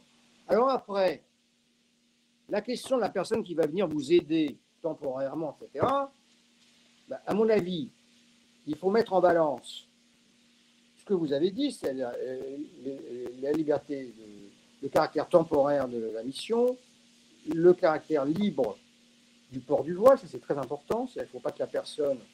Il faut bien former la personne avant. Moi, je pense qu'il ne faut pas, quand on a affaire à des gens qui disent il faut peut-être faire une formation de départ sur ce que je vous ai dit sur les principes de laïcité. C'est-à-dire que le port du voile ne doit pas être porté sous pression. Sinon, cette personne va refléter dans ses pratiques sociales des choses qu'elle subit elle-même. Donc moi, je pense qu'il faut de toute façon qu'il y ait une formation à cette liberté sans pression, avant même de les intégrer dans le service, je dirais, temporaire. Il faut que cette personne comprenne la laïcité. Après, si elle fait le choix de porter le voile librement, mais il faut d'abord, les gens ne comprennent rien, et pas que elle. Donc il faut, à mon avis, l'une des conditions. Je vais vous donner l'exemple de Grenoble. Vous savez, l'affaire du burkini. Le maire de Grenoble qui voulait qu'on puisse porter le burkini dans les piscines. Alors, il a été contré par le Conseil d'État, parce que je ne sais pas qui l'avait conseillé juridiquement, mais il avait dans son règlement dit que tout le monde devait porter des maillots vous savez, le long du corps, etc. Moi, ce que je dois faire quand je suis au piscine des Halles, en bas de chez moi, avec un truc sur la tête, etc. Sauf le burkini. Alors là, évidemment, ça... je veux dire, là, c'était sûr que ça n'allait pas passer. Bon. S'il avait dit tout le monde peut porter des trucs volants, il n'y a plus besoin de machin sur la tête parce que vraiment, sanitairement, on a pris toutes les précautions, etc. À ce moment-là, je dirais, c'est pas comme ça qu'il a fait. Maintenant, quand il dit ça n'a rien avec la laïcité, je ne suis pas d'accord. Parce qu'en tant que responsable politique ou qu'en tant que responsable associatif, ou ayant une responsabilité sociale, on doit étudier les conséquences. On ne peut pas simplement dire je donne la liberté de porter le burkini. Parce que ces personnes se trouvent dans un environnement familial, social, territorial. Et si la conséquence de l'autorisation de porter le burkini est que, sous pression des proches, des femmes qui ne portaient pas le burkini dans la piscine se mettent à devoir le porter parce qu'on leur dit maintenant que tu peux le porter, tu vas le porter parce que sinon tu es une mauvaise musulmane, alors vous vous retrouvez dans la même situation que ce qu'on a eu en 2003 sur la situation dans les écoles. Donc vous ne pouvez pas juste dire « Oh ben j'autorise le burkini » sans avoir fait une préparation sur la possibilité de résister quand on ferait pression sur vous, c'est-à-dire l'apprentissage de ces libertés de la loi de 1905, de la possibilité de saisir quelqu'un pour aller en justice si les pressions sont trop fortes. On ne peut pas se contenter de dire « Ah, j'ai déclaré que c'était libre ». Parce que dans les conditions sociales d'exercice de ces libertés, il peut y avoir des pressions qui n'existent plus si la loi porte une interdiction générale. Est-ce que je ne sais pas si j'ai été clair? Tu verras, Patrick, dans le chat, Inès, qui nous donne des éléments un peu de synthèse de la discussion. J'aimerais bien que tu nous dises si tu partages ça. Elle nous dit, en somme, en cas de problème, c'est un peu l'objet de notre discussion aujourd'hui, les bons réflexes seraient de se référer au cadre, l'obligation scolaire, le règlement du lieu d'hébergement, et si la réponse n'est pas donnée par le cadre, de se poser la question de la présence ou non d'une pression, d'une entrave à la liberté de conscience. Toujours. C'est remarquable, hein, comme... Il faut toujours se poser la question des pressions. Toujours. Et toujours informer sur le fait que les gens ont un recours s'ils font l'objet de pression. Parce que même s'ils ne vont pas agir tout de suite, le fait qu'ils sachent. Et d'ailleurs, je pense qu'au niveau de la fédération, de votre fédération, il faudrait que vous ayez un contact avec le ministère de la Justice, et pas le ministère de l'Intérieur, jusque-là, pour voir comment actionner dans certains cas les procureurs. Parce que ces gens ne savent pas quoi faire, sinon comment je fais, etc. Et il faut remettre en route, si vous voulez, ce qui a été gelé pendant des décennies, c'est-à-dire le rôle de la Cour de cassation, des procureurs, et sortir de la dépendance totale au ministère de l'Intérieur et à la police et à la préfecture. Et donc, à mon avis, Pascal, il faut aller rendre visite aux gardes des Sceaux, aux directions de la criminelle des grâces, en disant « Nous, on veut que ces dispositifs fonctionnent, parce que ça donne une garantie de liberté, et il faut que ça marche. » Eh bien, nous allons le faire, Patrick. Il y a dans ton propos plusieurs encouragements sur lesquels je reviendrai, mais celui-là, nous le prenons et je le prends très directement. Il y a un message de Philippe. Alors, je vois Lou Amida. Alors, Lou, expliquer les choses, c'est tout à fait juste. Alors, ce que je te propose, Patrick, ce que je te propose, c'est que Lou est notre vice-présidente de la FAS. D'accord. Et si Lou en est d'accord, est-ce que tu veux, Lou, exprimer cela à l'écran? Est-ce que tu nous mets une petite réponse si tu m'entends, chère présidente? Lou, qui est donc une personne accompagnée par nos structures, qui vit à Nice et qui a rejoint la vice-présidente de la FAS, en même temps que Karim a rejoint le conseil d'administration, il y a maintenant quelques semaines. Je vais peut-être te laisser, Patrick, réagir en attendant de voir si Lou nous... Non, mais je vois ce qu'elle écrit. Je constate souvent une méconnaissance réelle de sa propre religion. Mais c'est vrai. Mais là, vous savez ce qui se passe, c'est que... alors là, c'est un autre sujet. Enfin, d'abord, vous, en tant que travailleur social, vous n'avez rien à fiche de savoir si les gens pratiquent. Il peut y avoir des revendications totalement débiles. Parce que c'est aussi ça le sujet. Moi, je vais vous raconter une histoire. Mais là, justement, quand j'ai passé 14 ans à la direction de Sciences Po. Et ayant été, moi, élevé dans la religion juive, même si je ne peux rien, je connais un peu. Donc, le directeur de Sciences Po que j'adorais, qui s'appelait Alain Lancelot, dès qu'il y avait un problème un peu délicat, m'envoyait. Alors, je vais vous donner 2 exemples. Vous aviez une jeune fille, présidente de l'association d'étudiants juifs de Sciences Po, qui est venue un jour en disant « C'est la semaine de Pâques, je n'ai pas le droit de manger de pain, je mange des matzot, je veux pouvoir les laisser en gardiennage le matin et ne pas les emmener en salle de classe jusqu'à l'heure du déjeuner dans la cafétéria. » Alors on me l'envoie parce que les gens ont peur de faire des discriminations. C'est partout pareil. Maintenant les gens disent « Oh là là, si je réponds, qu'est-ce qui va arriver si je... » Alors on me l'envoie.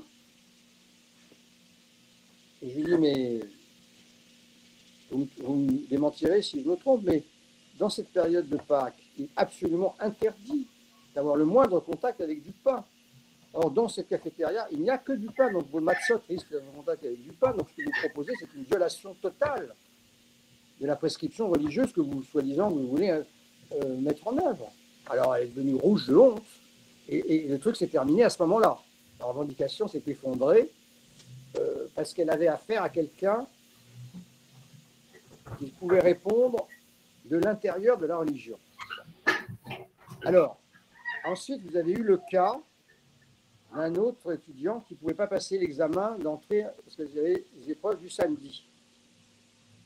Alors, la première année, je n'ai pas trouvé de solution. La deuxième année, là, j'ai dit, si je me souviens bien, dans le commentaire de la Torah, il est écrit que les péchés commis à l'égard de Dieu, de quelqu'un d'autre, d'autrui, ne te sont pardonnés que si l'autrui te pardonne, mais les péchés commis à l'égard de Dieu te sont pardonnés le jour de pénitence de Kippour. Donc, aller travailler un samedi, c'est un péché à l'égard de Dieu. Donc, tu demanderas pardon le prochain Kippour. Le type me dit, voilà la solution. Voilà. Donc, si vous voulez, là, il y a un truc, on n'a pas le droit de faire ça. C'est-à-dire qu'on n'a pas le droit d'intervenir. Mais je trouve que ça manque un peu dans le système, par exemple dans l'éducation nationale, des gens qui sont un peu savants dans différentes religions et qui débranchent certains problèmes qui sont, à mon avis, qui sont souvent des revendications exagérées ou de méconnaissance de la part de gens qui disent « ma religion prévoit ça » et en fait, ils n'y connaissent strictement rien. Ce que je vous ai fait comme exposé n'a rien à voir avec ça. Là, je vous ai raconté une histoire qui n'est pas prévue dans les... Voilà, on ne peut pas... J'ai fait ça, j'ai réglé ça pragmatiquement. Mais en réalité, c'est toujours pas mal d'avoir, dans votre cadre de votre fédération, quelqu'un qui connaît un peu le Coran et son interprétation et qui dit « Bon, attendez, envoyez-le-moi celui-là et on va discuter. » Et en général, ça règle 95% des problèmes. Hein. C'est-à-dire, il y a toujours un truc, un verset de la Bible ou une sourate qui permet de s'arranger avec la situation. Hein. Sinon, les religions, elles n'auraient jamais tenu autant de siècles s'il n'y avait pas de la souplesse. Hein. Voilà, bon, excusez-moi de dire ça, mais je pense que c'est aussi une façon de gérer pragmatiquement ces moments de tension. Lou, est-ce que tu es en situation d'apparaître à l'écran si tu le souhaites? Excuse-moi, mais je n'arrive pas à activer la caméra. Est-ce que tu es à Nice? Non, je suis là. J'ai des réunions. Je pose la question parce que je sais que tu habites Nice et que c'est une ville chère à Patrick. Lou, on t'écoute. Oui. Ouais. Aujourd'hui, je n'y suis pas, mais je suis à côté de Nice depuis moins d'1 an. D'accord. En fait, moi, ce que je constate, c'est que, par rapport à ce que j'ai dit, en fait, c'est que depuis X années, des gens sont là. La communauté musulmane en particulier, bon, comme vous connaissez un peu la configuration, comment on les a mis, comment on leur a donné l'espace pour habiter, en fait. Ils se sont retrouvés tous entassés les uns les autres. Et je remarque, ça, je l'ai constaté quand j'ai habité pendant 4 ans dans un quartier. Il n'y a pas eu, en fait, le fait qu'il soit coupé en quelque sorte du reste de la ville, il n'y a pas eu cette évolution. Normalement, c'est en contact de l'autre. Moi, j'ai eu la chance d'habiter en ville, on va dire, depuis mon jeune âge. Donc, j'ai eu la chance de pouvoir côtoyer, d'aller à l'école, de pouvoir côtoyer bon nombre de personnes, tout ça, côtoyer les Français. Parce que quand comment dirais-je, j'ai atterri dans ce quartier, mais j'ai eu une angoisse. Je me suis dit, mais attendez, c'est terrible de se retrouver ainsi enfermés. Donc, les gens, en quelque sorte, à force de les laisser comme ça, ils font que alimenter puis entretenir ce qu'ils ont vécu depuis X années. J'ai eu l'impression qu'il y a des gens qui n'ont pas évolué en 50 ans. Quand je suis rentrée pour X raisons dans mon pays d'origine, mais les gens là-bas étaient bien plus en avance, même si malheureusement il y a eu le printemps arabe, puis ce retour un peu des islamistes, tout ça, et que maintenant on a essayé de les renverser, puis bon, c'est très compliqué. Mais ici, il y a eu un retard considérable à cause du fait qu'on a laissé ces gens un peu à l'écart. La jeunesse qui arrive après, puisqu'elle elle a un pas à l'école, un pas à la maison, elle est un peu perdue à un moment donné. Donc, il y a une crise d'identité, ça, tout le monde le sait. Et puis, avec tous ces événements, ces dernières années qui sont terribles dans l'esprit des jeunes, c'est qu'on est constamment matraqué jusqu'à l'écœurement, je dirais, de ces médias qui sont toujours en train de pointer du doigt ces jeunes. Et puis, il y a une récupération par la suite, vous le savez très bien. Donc, je pense qu'on a tous un rôle à jouer au niveau de cette jeunesse qui veut vivre comme tout le monde. Ces jeunes filles-là, certaines, elles le portent par choix, certaines parce que je sais, j'en connais à l'école de mes enfants, parce que les parents sont très durs, donc elles le portent parce que bon, c'est une liberté pour elles, et quand elles vont dans une autre ville, elles vont enlever, vivre leur vie. Mais en fait, on a alimenté certaines choses, des pratiques. Donc, on a beaucoup de travail à faire encore. Et moi, je pense que cette communauté qui est là depuis X temps, il faudrait l'inclure, lui dire, vous faites partie de notre société, de notre destin commun, et c'est peut-être qu'on arrivera à arranger les choses et arrêter de poser les gens les uns contre les autres. Je ne sais pas si vous vous rendez compte, si vous mettez la place d'un petit jeune. Ici, il est considéré comme sale arabe ou autre, là-bas, c'est à l'étranger. Donc, il est né ici, il ne connaît qu'ici. Il ne connaît qu'ici, donc comment voulez-vous, bon, en dehors de ceux qui rentrent régulièrement, mais c'est un débat immense. La laïcité, pour moi, je vous ai écouté avant ce webinaire dans une autre émission, je voulais vous connaître, et en fait, elle est vraiment très, très mal méconnue. Et même nos intervenants, journalistes, ils ne connaissent pas, et donc ils sont là que pour... rien. Donc, c'est ça qui est regrettable, c'est qu'il faudrait plus de personnes comme vous qui éduquent en quelque sorte, qui informent les gens, qui informent. Nous, on va le faire, je veux dire, mais il faut vraiment informer les gens. Parce que là, on alimente les rejets. Je dis que c'est vraiment regrettable. On doit évoluer avec notre société. Il y a des pays qui oublient le voile, qui oublient et qui voient seulement la compétence de l'être humain. Qu'est-ce qu'il peut faire? Et lui laisser la possibilité. Alors, écoutez, je vais essayer de répondre. Merci beaucoup, Lou. Patrick? Alors, je pense qu'on est entièrement d'accord. D'ailleurs, j'ai dit tout à l'heure, j'ai écouté ma conclusion, que voilà, il fallait arrêter. On a traité ces enfants dans une catégorie soit d'étrangers, soit de musulmans. On ne les a pas traités comme citoyens dans les réactions à leur présence dans l'école de la République. Et donc, ils font partie, bien sûr, de la communauté des citoyens. Et alors après, il y a les situations sociales des quartiers, je dirais, relégués. Et là, je suis allé plusieurs fois à Toulouse depuis quelques mois. Le président du département, le département a décidé de fermer certains collèges, des quartiers, je dirais, populaires, et d'envoyer ces enfants dans les quartiers bourgeois. Et les profs ont été répartis dans d'autres écoles. Et bien, ça a super bien marché. Et ça marche très, très bien. Et c'est l'inverse des ZEP ou des REP, où on met un peu d'argent. On envoie les enfants, parce que dans une ville, il y a les transports en commun, etc.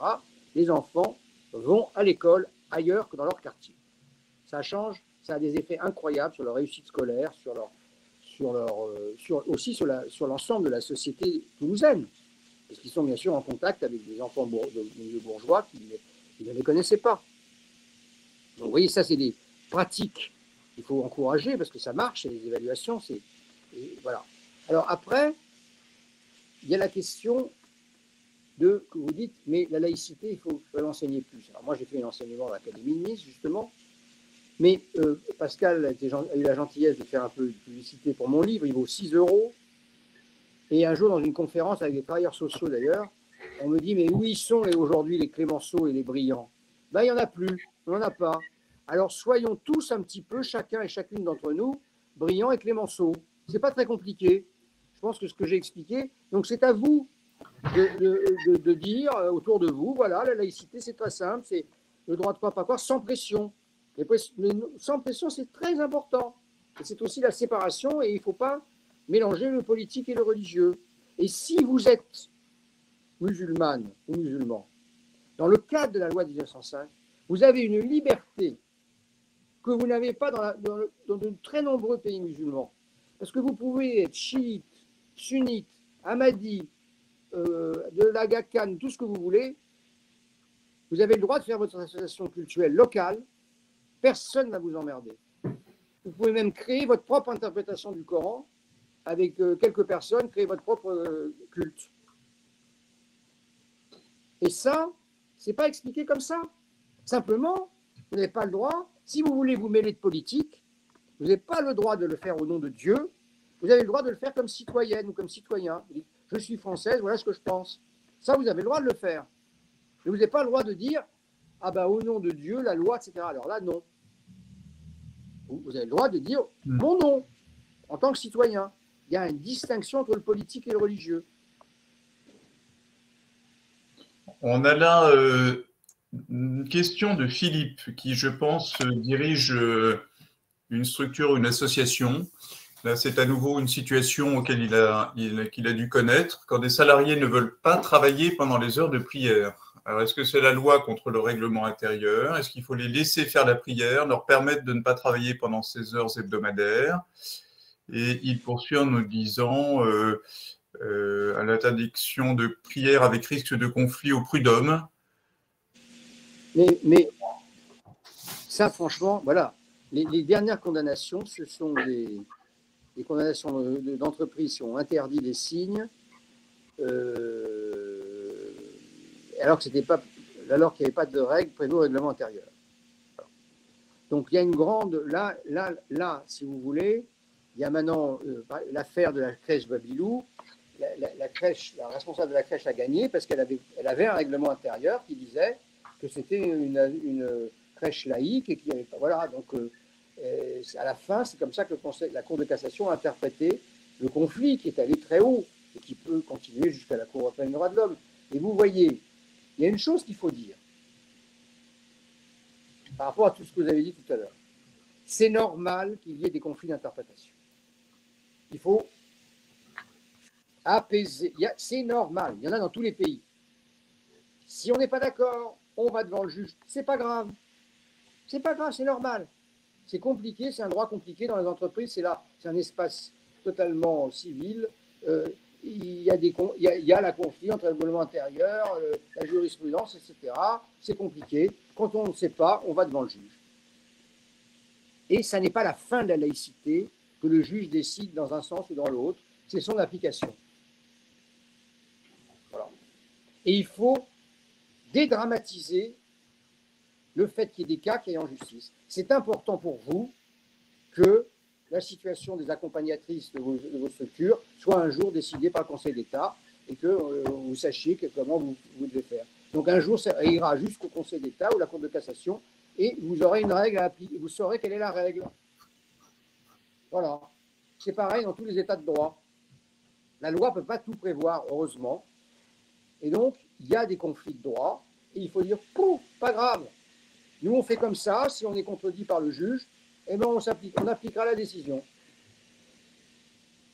C'est pas grave du tout d'aller devant le juge. C'est un truc normal dans un état de droit. On a tendance à dire, il y a des hommes politiques qui ont dit c'est terrible, etc. Ben non, c'est pas terrible. Il y a des conflits de souveraineté. Les religions veulent reprendre une souveraineté sur plus de domaines. L'État, voilà, c'est tout. C'est tout à fait logique. Il faut prendre ça avec un certain recul. Karim, est-ce que tu souhaites poursuivre avec un questionnement? ou une remarque? Non, pas particulièrement, mais je sais que je réagissais à ce que disait Lou tout à l'heure. Je trouve que moi, j'ai souvent un peu le sentiment, un sentiment d'impuissance dans la prise en charge du public, des publics étrangers, par rapport peut-être un peu aux questions identitaires et aux questions religieuses, parce qu'on a le sentiment de ne pas pouvoir suffisamment les mettre en valeur, de ne pas pouvoir leur proposer une réelle égalité des chances.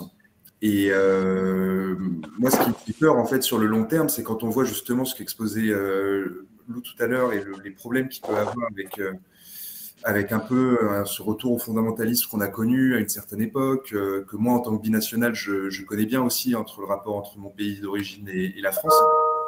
On a le sentiment qu'on se dit qu'on peut mener plus tard à une situation, en fait, où tous ces jeunes Soudanais, Rwandais, etc., qui sont aujourd'hui en France, qui, à terme, obtiendront peut-être, ou si ce n'est pas eux, leurs enfants, la nationalité française, est-ce qu'ils ne vont pas être traversés finalement par les mêmes questions identitaires qu'ont pu connaître d'autres populations qui sont arrivées en France par le passé? En somme, un peu toujours le sentiment que c'est le dernier arrivé qui a toujours tort, quoi. Je peux vous répondre? Oui, bien sûr. Ouais. Alors, écoutez, donc mon association, Humanité sans frontières, on nous a demandé à un moment, vous savez, il y a un comité interministériel contre la radicalisation. Alors, on nous a demandé est-ce que vous pouvez faire quelque chose, etc. Je dis écoutez, moi, ce n'est pas mon rôle de m'occuper de religion, mais en revanche, il y a une chose que je constate, je connais un peu, c'est qu'il faut arrêter, ça conforte ce qu'on disait tout à l'heure avec Lou, et avec vous, Karim, il faut arrêter de considérer ces jeunes comme on ne considère pas les autres citoyens, c'est-à-dire à une religion qu'on leur assigne. Donc, il faut faire des projets où on leur propose de faire... Alors, on a fait à Marseille, avec des Ideas Box, c'est-à-dire des centres culturels portatifs que Pascal connaît, qui sont des centres... Et avec une association des quartiers nord de Marseille avec qui on travaille, des étés qui s'appelaient Entre générations, où les jeunes allaient interroger les grands-parents sur les événements de leur histoire qui les avaient le plus marqués. Ça a été, alors comme dans l'Ideas Box, il y a des caméras, alors ils ont préparé les interviews, ils ont passé l'été, puis après ils ont été décryptés avec les profs au lycée par rapport aux événements historiques. C'était formidable. L'impact, c'était comment dire, une respiration. On arrêtait de les emmerder avec la religion. Il faut arrêter de parler de religion. On ne parle de religion que quand c'est nécessaire. Sinon, on leur parle de politique, situation, machin. C'est tout. Ce sont des citoyens. La religion ne fait pas partie de la sphère. On peut en parler, c'est pas interdit. Mais il faut arrêter de les assigner immédiatement à la religion. Ce sont des citoyens qui ont une histoire de migration, voilà, c'est ça qui est intéressant. Parfois, ils subissent le racisme, la discrimination, parfois, ce n'est pas le cas. Parfois, ils sont intéressés par leur profession, ils s'en foutent du racisme, et tout ça, ça ne les touche pas. C'est des êtres humains, des citoyens qui ont les mêmes problèmes que les autres citoyens. Il faut arrêter de leur parler que d'une chose, de la religion. Ça, c'est très important. Il y a des réflexes de gens qui voient certaines personnes de certaines couleurs et disent ah, encore un musulman. Ben non. C'est pas comme ça qu'il faut réagir.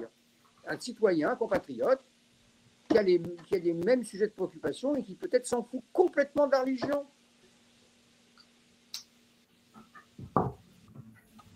Très bien. Alors, je ne sais pas.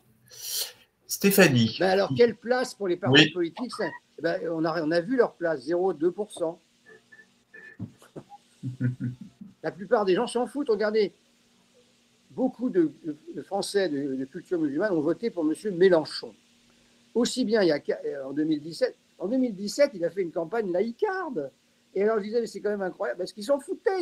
Mélenchon défendait la hausse du SMIC, des trucs, leur reconnaissance. Ils s'intéressaient à ce que disait Mélenchon par rapport à leur vie quotidienne, pas à la religion, par rapport aux discriminations. C'est tout. Ils ont probablement rien à foutre de savoir ce que Mélenchon pense. Attends, toujours qu'il a changé. sur le sujet en 5 ans. Mais ce que je veux dire, c'est que il faut arrêter de... Je vais vous raconter une histoire. Quand je faisais ma thèse, donc j'ai rencontré, il y avait un journaliste du Monde qui représentait pendant 15 ans le Monde à Alger, qui s'appelait Paul Balta. Probablement, Pascal, vous connaissez sa signature. Bon. Et alors, un jour, donc il y a eu une campagne du gouvernement algérien pour faire revenir les cadres algériens vers l'Algérie, qui en avait besoin, des ingénieurs, etc. Alors un jour, sur le bateau de retour à Marseille, de Marseille à Alger, il rencontre l'un des recruteurs du gouvernement qui était allé faire campagne pour faire revenir les gens en Algérie. Alors il dit, alors votre campagne, comment ça se passe? Le gars dit, ça n'a pas très bien marché. Alors il dit, pourquoi? Mais écoutez, je vais vous dire la réponse moyenne de l'ingénieur algérien moyen, français algérien en France. Vous comprenez? Bon, le matin, quand je me lève, je descends, je fais le petit déjeuner pour mes enfants, puis après, je descends pour aller au boulot. Et quand je vais au kiosque, j'achète le journal que je veux. Alors, je pense qu'à l'époque, l'Algérie était plus surveillée, etc. Personne ne regarde le journal que j'achète. J'achète le journal que je veux. Si je suis malade, il y a une place à l'hôpital, si j'ai besoin. Et quand mes enfants vont à l'école, je n'ai pas besoin de payer pour être dans une école spéciale. Mes enfants vont à l'école. Alors, et le racisme, Ah, le racisme, oui. Le racisme, ça existe. Avec ma femme, on va au cinéma le dimanche, on s'habille bien, et tout d'un coup, il y a un type qui nous crie « sale bougnou, tire-toi là », etc. Mais il y a toujours quelqu'un dans la queue qui prend notre défense. Il y a des Français racistes, mais il y a des Français qui ne sont pas racistes, et avec qui on sent une fraternité. Alors au total, ben on reste. Voilà. Je pense qu'il faut faire la part des choses. En France, il y a des services publics qui ne font pas... Alors, il y a des services publics qui ont moins d'argent dans certains territoires. Il n'y a pas de discrimination à la santé, il n'y a pas de discrimination à l'entrée à l'école publique, etc. Il y a des pratiques qui sont contestables, des combats qu'il faut mener. Voilà, après, il y a des discriminations. Je pense que la pire, pour moi, et je l'ai écrit souvent, c'est les contrôles de police, c'est les contrôles d'identité. Ça, pour moi, c'est une honte. Il n'y a pas une plus grande révolte contre cela, parce que j'ai vu à New York comment c'était pratiqué, ça a été arrêté, sans avoir aucun impact sur le taux de délinquance dans la ville de New York. Je trouve qu'il n'y a pas assez de mobilisation contre cela. Je trouve que ça ne choque pas suffisamment nos élus. On est habitué à cela. Voilà. Et pour le reste, il y a une adaptation. La loi de 1905, ça c'est très important, elle s'inscrit dans une histoire catholique du pays. Il y a des églises dans chaque village. Elles sont financées par, leur rentrée de frais est financée par le contribuable pour des raisons, je sais pas. Donc il y a une inégalité, je dirais, une historicité, une tradition qui fait qu'on ne peut pas faire l'égalité dans tous les domaines. Mais, bon an, mal an, les maires ont donné le culte, ont facilité les choses, plus ou moins. Voilà, donc franchement, on n'est plus dans la situation dans laquelle on était il y a 30 ans. Ça ne veut pas dire que ce que vous décrivez n'existe pas, mais franchement, pour moi, la solution, c'est de refaire de l'histoire politique qu'on a laissé trop à M. Zemmour. Hein. Les grands historiens français se sont mis à faire de la socio-histoire, de l'histoire des mentalités, de l'histoire culturelle. L'histoire politique, on a considéré que c'était de la merde. Moi, je fais de l'histoire politique et j'ai pu montrer qu'il y avait encore beaucoup de choses à apporter dans ce domaine. Patrick, il me semble que c'est une belle conclusion, s'il n'y a pas d'autres questions sur le chat, et sauf si tu souhaites ajouter quelque chose. Non, ça va, je vous remercie. Écoute, moi je voulais te remercier parce que la preuve est faite, si nécessaire, qu'elle est parfois nécessaire, qu'un débat, un échange serein de qualité peut évidemment avoir lieu autour de ces questions de laïcité, et je sais qu'avec toi c'est toujours le cas. Et j'espère que les participants auront pu, comme semble-t-il Inès, qui en donnait, je trouve, une belle démonstration, trouver dans cet échange des clés finalement, pour pouvoir avancer sur ces questions-là, qui sont, on l'a bien vu, très présentes dans le travail des uns et des autres. Moi, je retiens pour notre fédération à la fois, comme tu l'as souligné, la nécessité d'une meilleure information, comme tu as commencé à le faire là, de la formation, de la mobilisation du ministère de la Justice pour que les procureurs puissent être actifs dans la mise en œuvre des dispositions pour lutter contre les pressions. Et puis, de manière plus générale et plus fondamentale, cette invitation qui est la tienne à intégrer dans le travail social, dans le bénévolat social, cette éthique que tu définis si bien à travers la liberté de croire ou de ne pas croire sans pression. Et donc, moi, je souhaite vraiment que notre fédération puisse continuer à accompagner les unes et les autres dans cette éthique et dans cette capacité à faire avancer le travail social et le bénévolat. Et nous allons continuer à le faire avec Elvire, qui va peut-être apparaître à nouveau, puisque c'est Elvire que je remercie à nouveau d'avoir organisé tout ça avec Sylvia, que l'on ne voit pas, mais qui est derrière le fonctionnement de tout ça. Elvire, qui, donc, comme je vous le disais, est en charge du travail social et qui est un axe majeur de l'action de notre fédération, ma chère Elvire. Oui, absolument. Et donc, du coup, merci, Monsieur Veil. Un grand merci pour votre intervention. Et à bientôt. Merci, merci. Oui, donc merci à tous les participants et à toutes les participantes. Et donc, du coup, pour celles et ceux qui n'auraient pas encore eu l'occasion de me connaître, donc je suis Elvire Tiffini, je suis chargée de mission Travail social et participation à la Fédération des acteurs de la solidarité au sein de l'équipe nationale. Et sans répéter forcément ce que a dit Pascal Brice, mais effectivement, voilà, le travail social est un axe majeur de l'action de notre fédération et également du projet fédéral. Et évidemment, je reste à la disposition des uns, des unes et des autres pour continuer d'échanger sur ces questions, comme à l'image de ce webinaire, également pour travailler ensemble et pour poursuivre la mobilisation pour l'enrichissement du travail social. Voilà, donc je vous remercie. Merci à toi. Elvire. Karim, le mot de la fin pour toi, membre du conseil d'administration, travailleur social parmi nous dans les instances de la FAS, et c'est très important. Waouh. Non, bah écoutez, c'était vraiment très enrichissant comme échange. Effectivement, moi, je pense que il y a des éclaircissements qui sont souvent nécessaires sur ces questions, parce que à la fois on est un peu perdu dans le débat public et avec nos propres interprétations.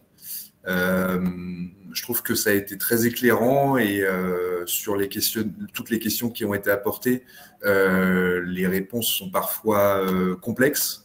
Et il faut, voilà, c'est quelque chose qui demande du travail et de l'éducation, je pense. Donc, à nous maintenant d'être acteurs de ça, quoi. Merci beaucoup, Karim, Elvire. Merci à toutes et tous de vous être rejoints à nous et à bientôt. Merci. Merci encore à Sylvia.